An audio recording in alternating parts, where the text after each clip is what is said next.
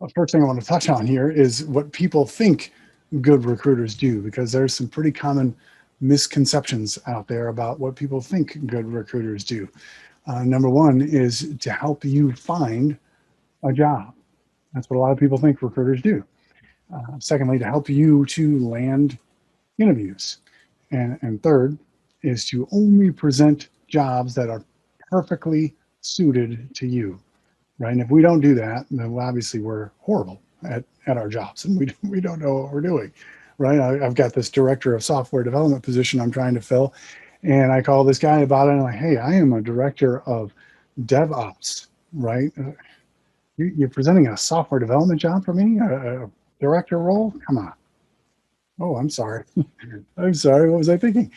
Um, that's a very common perception of a lot of people out there in the market.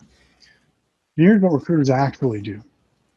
We find people for jobs. We do not find jobs for people, right? Timing is everything for recruiters. And there's a huge distinction there.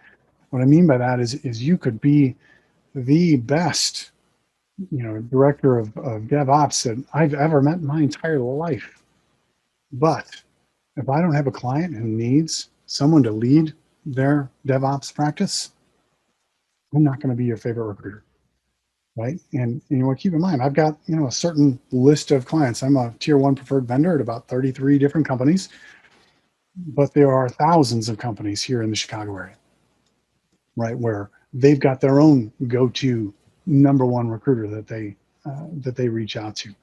I may have connections in a lot of different companies, and I can help you with those, but it's going to be based on timing more than anything else. So I'm hoping you will kind of judge from there with the recruiters that you're working with and get your line in the water with a few good recruiters, because we all have a different list of clients. All right, so how can you tell the good from the bad? Well, first and foremost, easy way to do it, go out to LinkedIn. First thing you want to look for is how many connections do they have? And you can take a look right on their profile. Here's my profile, for example, the 500 connections. You want to look for that 500 plus.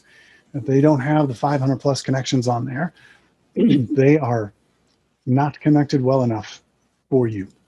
And I hate to say that so declaratively, because those who don't, and I know some seasoned recruiters out there who don't, will give you some long-winded reasonings on why they don't. But the fact is, we get paid to make as many friends as we possibly can.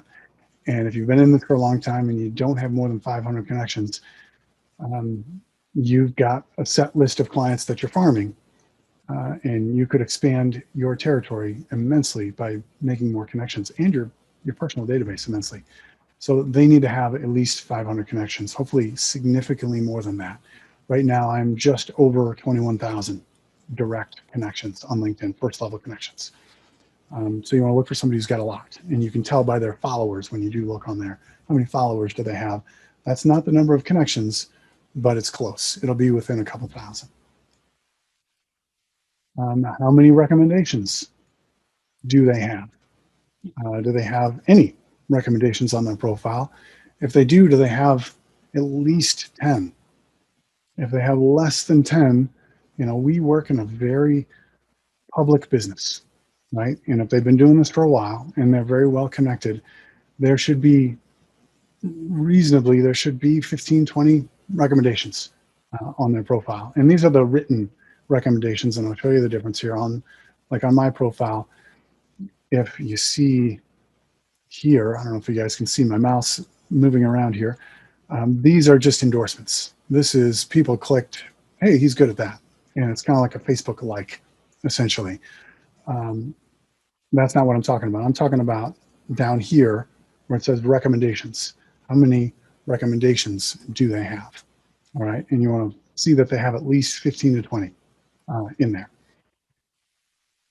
And then take a look at when they got those recommendations and from whom. All right. If they got all of their recommendations in the same month, that means that in their office, they very likely had a competition that month to see who can get the most recommendations for a $50 Starbucks gift card or whatever it happens to be. It's very common. So they all had a blitz trying to get their recommendations that month. And I say from whom, because if it's from their own coworkers, well, then they all turned to each other and said, hey, everybody, I got an idea. Let's recommend each other on LinkedIn so that people think we're good at this, right?